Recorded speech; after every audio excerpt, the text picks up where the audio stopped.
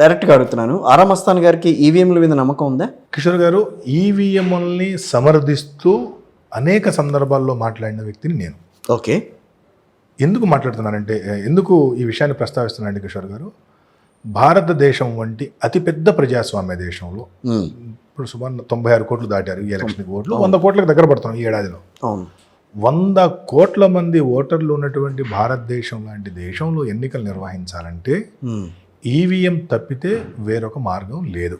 Okay. మీరు ballot పేపర్ని ఉపయోగించి ఎన్నికలు నిర్వహించాలంటే ఒకప్పుడు 40 కోట్లు 50 కోట్లు ఉన్నప్పుడు ఓకే, కానీ ఇప్పుడు 100 కోట్లకు చేరువైనటువంటి ఈ సందర్భంలో మీరు బ్యాలెట్ పేపర్లు ప్రింటింగ్ చేయడం కానివ్వండి, వాటిని సప్లై చేయడం కానీ, ట్రాన్స్పోర్ట్ చేయడం కానివ్వండి, తిరిగి వాటిని మళ్ళీ కౌంటింగ్ చేసుకోవడం అనేది, వాటిని భద్రపరచడం కానివ్వండి, ఇది అంత తేలికగా అయ్యేటువంటి పని కాదు. కాబట్టి భారతదేశంలో ఈవీఎంల ద్వారా మాత్రమే ఎన్నికలు నిర్వహించాలి అనే దాంట్లో నాకు ఎటువంటి భిన్నాభిప్రాయం లేదు. ఈవీఎంలో ట్యాంపరింగ్ ఇది అసలు సమస్య అక్కడే. మరి ఈవీఎంతో సమస్య కాదు ఇక్కడ.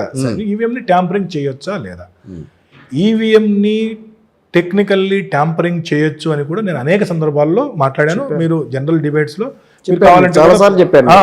పాత వీడియోలు ఈవీఎంస్ టెక్నికల్లీ ట్యాంపరింగ్ చేయటం అనేది 100% సాధ్యమే, ఏ మాత్రం అనుమానం లేదు. ఎలక్షన్ కమిషన్ తనకేదన్నా ఎక్స్పర్టైజ్ ఎవరైనా ఉన్నారంటే వాళ్ళు ఏం చేయాలంటే ఈవీఎంలు ట్యాంపరింగ్ కాకుండా ప్రయత్నం చేయాలి. ఈవీఎంను ఇంట్రడ్యూస్ చేసినప్పుడు వీవీప్యాట్ సిస్టమ్ లేదు. తర్వాత కాలంలో ఈవీఎంల మీద ఉన్న అనుమానాలతో వీవీప్యాట్ సిస్టమ్ తీసుకొచ్చారు. వీవీప్యాట్ సిస్టమ్ తీసుకొచ్చిన తర్వాత ఓవరాల్గా నియోజకవర్గంలో 5 పోలింగ్ బూతుల్ని క్రాస్ చెక్ చేయొచ్చు అనేటువంటి నిబంధన తీసుకొచ్చారు. అలాగే ఇంకా ఈవీఎంల మీద జనాలకు నమ్మకం కలిగే విధంగా ఈ సిస్టాన్ని ఏ విధంగా బలోపేతం చేయాలి అనేటువంటిది ఎలక్షన్ కమిషన్ ఆలోచించాలి. కానీ ఎలక్షన్ కమిషన్ అడ్డదొడ్డంగా ఈవీఎంలని ట్యాంపరింగ్ చేయలేము. నేను ఒకటే స్టాండ్, ఈవీఎంలతో మాత్రమే భారతదేశంలో ఎన్నికలు జరపడం సాధ్యమవుతుంది. ఈవీఎంలు మాత్రమే ట్యాంపరింగ్ చేయగలరు. ఈ 2 విషయాల్లో నేను మొదటి నుండి అదే మాట్లాడుతున్నా. ఇది నేను మాత్రమే చెప్పినటువంటి విషయం కాదు, చాలా మంది. నేనే ఇప్పుడు ప్రపంచంలో టెక్నాలజీ అనే దాన్ని వాడుకొని ప్రపంచ అగ్రగామి అయినటువంటి వ్యక్తి ఎలాన్ మాస్క్. అంతకంటే గొప్పవాడు ఎవడు లేడు. అవును. ఎందుకంటే మానవ రహిత కార్లు తయారు చేయడం దగ్గర నుండి మానవుల్ని రోదశిలోకి తీసుకెళ్లేటువంటి ప్రాజెక్టుని అంకురార్పణ చేసే వరకు అతను టెక్నాలజీని వాడుకున్న విధానం చూస్తే ఆశ్చర్యపోతాం మనం అందరం కూడా. ఆయన పదే ఈవీఎం ట్యాంపరింగ్ చేయటం అనేటువంటిది చాలా సులభం అని చెప్పాడు. ఆయన ఒక వ్యాపారవేత్త, సరే టెక్నాలజీని వ్యాపారం వస్తువుగా వాడుకొని ఉండవచ్చు కాదు. ఆయన ప్రపంచ దేశాల్లో వ్యాపారం చేయవలసినటువంటి వ్యక్తి వ్యాపారవేత్త అయ్యుండి కూడా ధైర్యంగా చెప్పిన తర్వాత అనేక దేశాల్లో అనేక మంది మాట్లాడారు. మరీ ముఖ్యంగా భారతదేశంలో కూడా అధికార పార్టీ వైపు నుండి, భారతీయ జనతా పార్టీ వైపు నుండి కూడా కొద్దిమంది మాట్లాడి ఆయన ఎక్కడ వెనక తగ్గలే, ఖచ్చితంగా ఈవీఎంలు ట్యాంపరింగ్ చేయొచ్చు అని మళ్ళీ మాట్లాడాడు. నెంబర్ 1.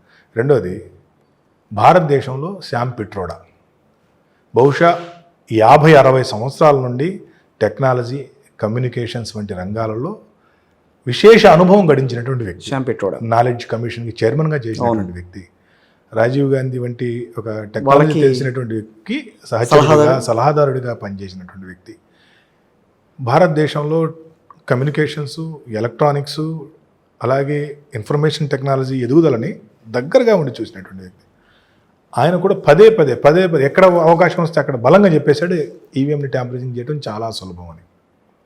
సరే, వాళ్ళిద్దరితో కోసం పక్కన పెట్టినా చంద్రబాబు గారు చాలా సందర్భాలు చెప్పారు ఈవీఎం ట్యాంపరింగ్ గురించి. అలాగే ఎవరో వీళ్ళు మా దగ్గరకు వస్తున్నారు, ఈవీఎం ట్యాంపరింగ్ చేసి పెడతాము, మాకు డబ్బులు ఇస్తే చేసి పెడతామని చంద్రబాబు గారు స్వయాన ప్రెస్ మీట్లు చెప్పారు. జగన్మోహన్ రెడ్డి గారు చెప్పారు ఈవీఎంలు ట్యాంపరింగ్ చేయవచ్చు. అన్ని రాజకీయ పార్టీలు ఈవీఎం ట్యాంపరింగ్ మీద మాట్లాడి. అలాగే వేమూరి హరిప్రసాద్ గారు తెలుగుదేశం పార్టీలో చాలా క్రియాశీల కార్యకర్త. వేమూరి హరిప్రసాద్ గారు స్వయాన చేసి చూపించారు. వారిని ఒక కేసులో వారిని జైలు పాలు చేయడం కూడా జరిగింది ప్రభుత్వం. అలాగే ఈనాటి కేంద్ర మంత్రి, ఆనాటి తెలుగుదేశం పార్టీ ఎంపీ కింజరపు రామ్మోహన్ నాయుడు గారిని వెంటబెట్టుకొని హరిప్రసాద్ గారు ఎలక్షన్ కమిషన్ ఆఫ్ ఇండియా దగ్గరికి వెళ్ళి కూర్చొని ఈవీఎం ట్యాంపరింగ్ చేయొచ్చు అని చెప్పేసి ప్రజెంటేషన్ ఇవ్వటం, వాదించడం, బయటకు వచ్చి మీడియా కూడా చెప్పడం జరిగింది. కాబట్టి మీరు టాప్ టు బాటం ఎవరిని తీసుకున్నా కూడా రాజకీయ పార్టీలా, టెక్నోక్రాట్సా లేదు టెక్నాలజీ ఎక్స్పర్ట్సా, ఎవరినన్నా తీసుకోండి, ఈవీఎం ట్యాంపరింగ్ అనేటువంటిది చేయవచ్చు అనేది అందరూ సహజం అయిపోయిందని అనుకోవచ్చా? అటువంటి పదం వాడచ్చు, మీరు వాడచ్చు, నేను వాడకపోయినా. సో ఇది సాధ్యమే అనేటువంటిది. అయితే దీన్ని ఎలక్షన్ కమిషన్ ఏ విధంగా కంట్రోల్ చేయాలి అనేది ఆలోచన చేయాలి తప్పితే ఎవరు ఎన్ని మాట్లాడుతున్నా ఎలక్షన్ కమిషన్ ప్రతిస్పందించకపోవటం అనేది మాత్రం ఖచ్చితంగా ఈ దేశంలో ఉన్నటువంటి ఎన్నికల వ్యవస్థ మీద, ఎలక్షన్ కమిషన్ యొక్క స్వతంత్రత మీద ఒక మచ్చబడేటువంటి అంశం. రైట్. ఎలక్షన్ ఇంకోటి ఏంటంటే సార్, చాలామంది తెలియక అనుకుంటారు ఈవీఎం ట్యాంపరింగ్ అంటే ఏదో ఓన్లీ ఏదో టెక్నికల్గా చేసేటువంటి పని అనుకుంటారండి. ఇది అబద్ధం. టెక్నికల్గానే కాదండి, దానికంటే ముందు పెద్ద స్టాటిస్టికల్ యాక్టివిటీ చేయాలి. ఎలక్షన్ ఇప్పుడు ఈవీఎం ట్యాంపరింగ్ అంటే ఓ నియోజకవర్గంలో 250 పోలింగ్ బూతులు ఉంటే 250 పోలింగ్ బూతులు ఎప్పుడు చేరండి. ఓవరాల్గా మీకు తెలిసి ఈ విషయాలన్నీ మంచి ప్రశ్న అడిగారండి. ఎవరైతే చంద్రబాబు నాయుడు గారిని మేము ఈవీఎం ట్యాంపరింగ్ చేస్తాము, మాకు డబ్బులు ఇవ్వండి అని అడిగారో నన్ను కూడా కలిసారు వాళ్ళు. నన్ను కూడా కలిసి నాకు డెమో కూడా ఇచ్చారు. ఓకే, నాకు డెమో కూడా ఇచ్చారు. కాబట్టి నేను ఆ విషయంలో నాకు చాలా క్లారిటీ ఉంది. డెమో కూడా ఇచ్చారు, ఈవీఎం ఎట్లా ట్యాంపరింగ్ చేయొచ్చు ఏంటి అనేటువంటిది. అదే కొంత యాక్టివిటీ ఉంటుందండి, బిఫోర్ యాక్టివిటీ కొంత ఉంటుంది. ఇప్పుడు ఒక 400 అసెంబ్లీ నియోజకవర్గాలు ఉన్నాయి, ఒక 200 అసెంబ్లీ నియోజకవర్గాలు ఉన్నాయి అనుకోండి. 200 అసెంబ్లీ నియోజకవర్గాలు ఎప్పుడు చేరండి. 200 అసెంబ్లీ నియోజకవర్గాలు ఖచ్చితంగా మనం గెలిచేటువంటి నియోజకవర్గాలు ఏమిటి? ఖచ్చితంగా సపోజ్ ఒక 25 ఉన్నాయి, తీసి పక్కన పెడతారు. ఖచ్చితంగా ప్రతిపక్షం గెలిచే నియోజకవర్గాలు ఏంటి? 25 పెట్టేస్తారు. 25, 50, 150 ఉంటాయి. 150లో వాటిలో 5,000, 6,000, 10,000 తేడాతో ఓడిపోతున్నటువంటి నియోజకవర్గాలండి. మళ్ళీ స్టాటిస్టిక్స్ తీసుకుంటారు. ఓకే, ఒక ఉదాహరణకి ఒక 50 ఉన్నాయి. ఓకే, 10,000కు మించిపోతున్నటువంటివన్నీ ఒక 50 ఉన్నాయి. సో ఆ ఒక 50, ఈ ఒక 50, 100, అక్కడ ఒక 25, 125. ఈ 100 నియోజకవర్గాల్లో మళ్ళీ వాటిని బూత్ వైజ్ మళ్ళీ క్లాసిఫై చేస్తారు. ఏ బూత్లో మనకు 50% కంటే తక్కువ ఓట్లు వస్తున్నాయి, 200 పోలింగ్ బూత్లు ఉన్నటువంటి ఒక నియోజకవర్గంలో ఏ పోలింగ్ బూత్లో మనకు 50% కంటే తక్కువ వస్తున్నాయి. అంటే ఓటమి ఏంటి? అన్ని పోలింగ్ బూత్లో 50 కంటే తక్కువ వస్తే ఆ నియోజకవర్గం ఓడిపోతున్నట్టు, అన్ని పోలింగ్ బూతుల్లో 50 కంటే ఎక్కువ వస్తే గెలుస్తున్నట్టు కదా. సో అందుకని 200 పోలింగ్ బూతుల్లో 50% కంటే తక్కువ వస్తున్న పోలింగ్ బూత్లు ఎన్ని చూసుకుంటే ఒక 50 ఉన్నాయి అనుకోండి ఉదాహరణకి. ఆ 50 మీద కాన్సన్ట్రేషన్ చేస్తారులే కానీ ఒక రాష్ట్రం ఉందంటే 200 నియోజకవర్గాల మీద, ఒక నియోజకవర్గం ఉందంటే 200 పోలింగ్ బూతుల మీద అలా చేరండి.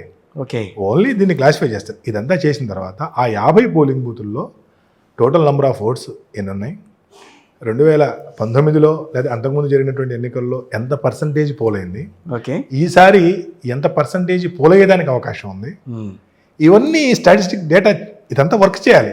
చేసి ఈ 250, 300 పోలింగ్ బూతుల్లో ఈ 50 పోలింగ్ బూతుల్లో ఈ పోలింగ్ బూత్లో 560 ఓట్లు ఈ పార్టీకి పడాలి, 240 ఓట్లు ఈ పార్టీకి పడాలి అని డిసైడ్ చేసిన తర్వాత టెక్నికల్ యాక్టివిటీ స్టార్ట్ అయితే తప్పితే డైరెక్ట్గా వచ్చి ఏదో ఫోన్ని హ్యాక్ చేసినట్లుగా అది సాధ్యం కాదండి. ఇది statistic data 75%, technical issues only 25%.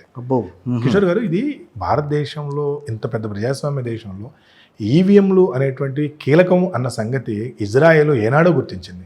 10-15 సంవత్సరాల క్రితమే ఇజ్రాయెల్ గుర్తించి భారతదేశంలో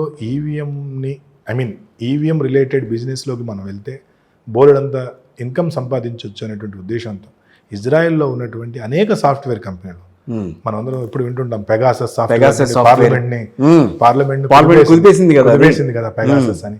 ఒక పెగాసస్ అనేది చాలా చిన్న విషయం అండి. ఇజ్రాయెల్ తయారు చేసేటువంటి సాఫ్ట్వేర్స్లో చాలా చిన్న విషయం పెగాసస్ అనేటువంటిది. మనం చూసాం లెబనాన్లో కానివ్వండి, అక్కడ వాళ్ళు వాకీటాకీల్లో పెట్టి పేల్చేసారు, పేజర్లలో పెట్టి పేల్చేసారు. వాళ్ళు భారతదేశంలో ఉన్నటువంటి ఈవీఎం మీద చాలా స్టడీ చేశారండి. ఎంతగా స్టడీ చేశారంటే వాళ్ళు చేసిన స్టడీలో 1% భారతదేశంలో ఉన్నటువంటి ఎలక్షన్ కమిషన్ చేసినా కూడా ఎలక్షన్ కమిషన్ మీద ఈవీఎం నమ్మకం పెరిగేది. ఆరోపణలు వచ్చేవి కాదు. చేసి ఆ సాఫ్ట్వేర్ కంపెనీలో భారతదేశంలో ఒక సాఫ్ట్వేర్ ప్రొడక్ట్ను అమ్మినట్టుగా అనేక మంది రాజకీయ నాయకుల దగ్గరికి వాళ్ళ ఏజెంట్స్ వచ్చి మేము ఈవీఎంలు ట్యాంపరింగ్ చేస్తాం, మీరు కావాలంటే ఏదైనా ఒక ఎగ్జాంపుల్ ఒక కాన్స్టిట్యుయెన్సీ ఇవ్వండి, మేము చేసి పెడతాము. ఇప్పుడు సపోజ్ హర్యానా జరుగుతుంది, లేదు జార్ఖండ్ జరుగుతుంది, రేపు మహారాష్ట్ర జరుగుతుంది, లేదా జమ్మూ కాశ్మీర్ జరుగుతుంది. ఏదో ఒక మీకు ఇష్టం వచ్చిన ఒక నియోజకవర్గం అప్పచెప్పండి, మేము యాజ్ ఇట్ ఈజ్గా ఏ పోలింగ్ బూత్లు ఎన్ని ఓట్లు వస్తాయనేటువంటిది పోలింగ్ అయిపోయిన తర్వాత మేము మీకు రిపోర్ట్ ఇస్తాము. మిమ్మల్ని ఎవరిని అడిగారు అట్లా? అడిగారు కాబట్టి చెప్తున్నాను మిమ్మల్ని. అడిగారు కాబట్టి చెప్తున్నాను. సో 100% మాది మ్యాచ్ అయితేనే మాకు నెక్స్ట్ మీరు ఆఫర్ ఇవ్వండి అని ఇజ్రాయెల్కి సంబంధించినటువంటి సాఫ్ట్వేర్ కంపెనీ ప్రతినిధులు ఇండియాలో ఎవరైతే ఉంటారో వాళ్ళు ఓపెన్గా మార్కెట్లో తిరుగుతున్నారు. చంద్రబాబు నాయుడు గారు అదే చెప్పారు. చంద్రబాబు నాయుడు గారు ప్రెస్ మీట్లో ఇలా ఉంది పరిస్థితి అని వారు బహిరంగంగా చెప్పారనమాట.